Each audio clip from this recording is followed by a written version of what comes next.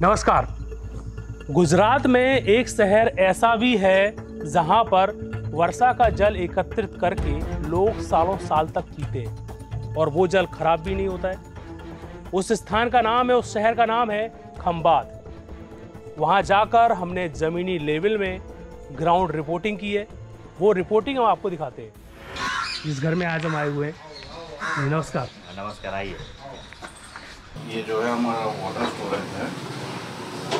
यहाँ पे बरसात का पानी स्टोर होता है और हम हमारे बाप दादा के टाइम से यही पानी पीते हैं। ये भर दिया है म्यूनसिपालिटी का। हम दोनों का टीडीएस टेस्ट करते हैं। ये मेरी माता जी है, वो 78 के बाहर है, मैं 47 का हूँ। तो फिर हम दोनों को आज तक हॉस्पिटल जाने की ज़रूरत नहीं पड़ी। तो उसके बड़ा एग्जाम्पल क्या होगा कि बारिश का पानी शुद्ध होता है, आरओ से भी शुद्ध होता है। यह शहर है खंबात।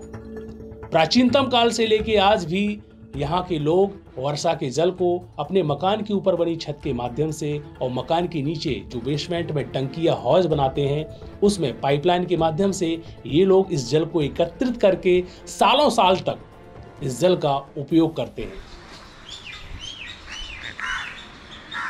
नमस्कार। वो हौज देखना चाहते हैं जो हाँ, आपने। ये जो हमारे घर में हौज है तो पानी का, बारिश का पानी इधर स्टोर होता है।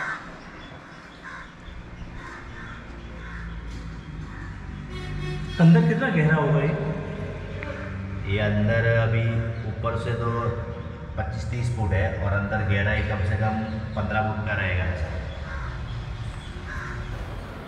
और दूसरा है कि ये जो हौज बनाते हैं वो कैसे बनता है और क्या उसका प्रोसेस होता है? क्या सीमेंट का किला रहता है? पहले ये क्या, मेरे ख्याल से मेरा जन्म हुआ उसके पहले से हमारा घर है, यानी 60 साल पहले का है। उस टाइम का सागौर करके एक चीज़ आती थी, सीमेंट और सागौर मिक्स होता था, उससे बनती थी। उससे क्या होता था, पानी का कुछ लीकेज कोई प्रॉब्लम होता नहीं है।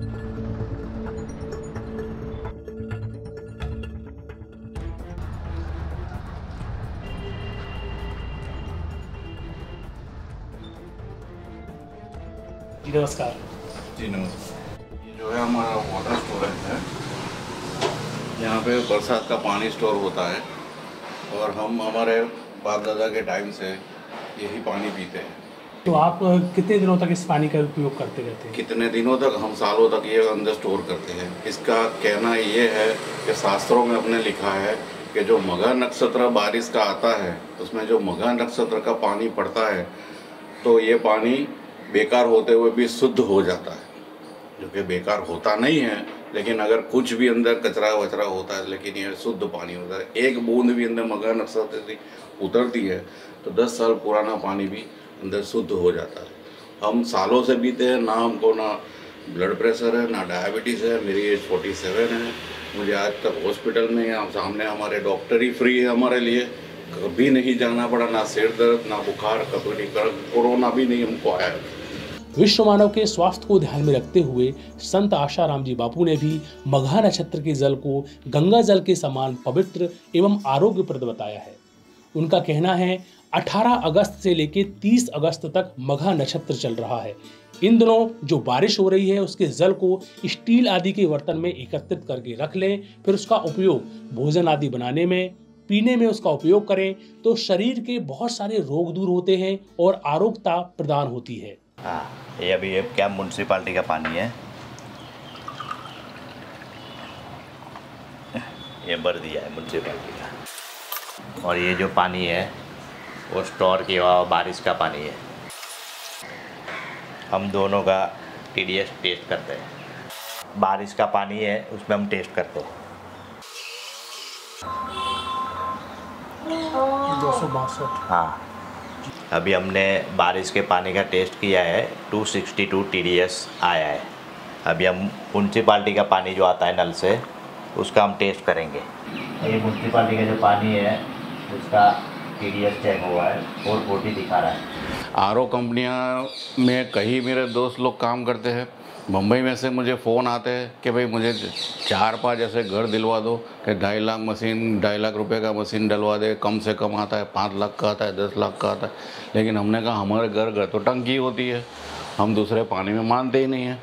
बीच में कई लोग आए थे, वो TDS निकाल के भी गए थे, RO का TDS निकाला, उससे कम TDS निकला है इसका।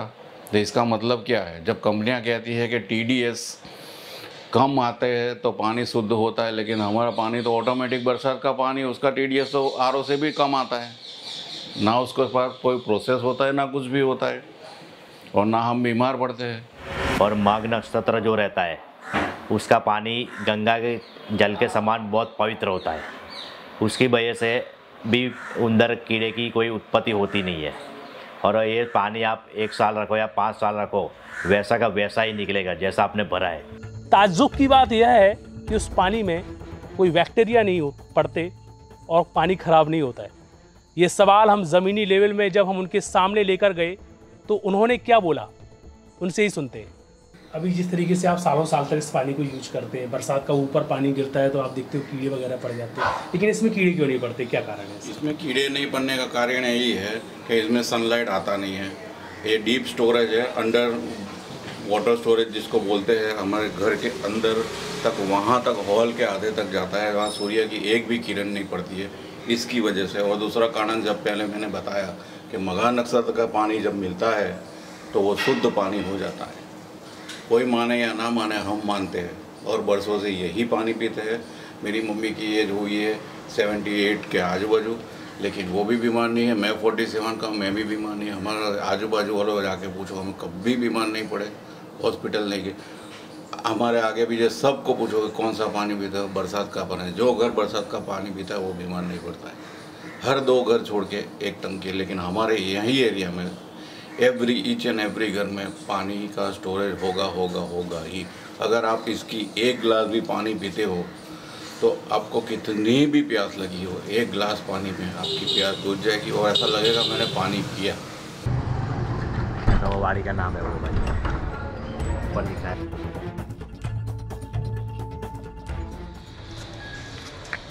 हर रोज 500 आदमी खिलाए तो भी 1 साल तक पानी भरेगा।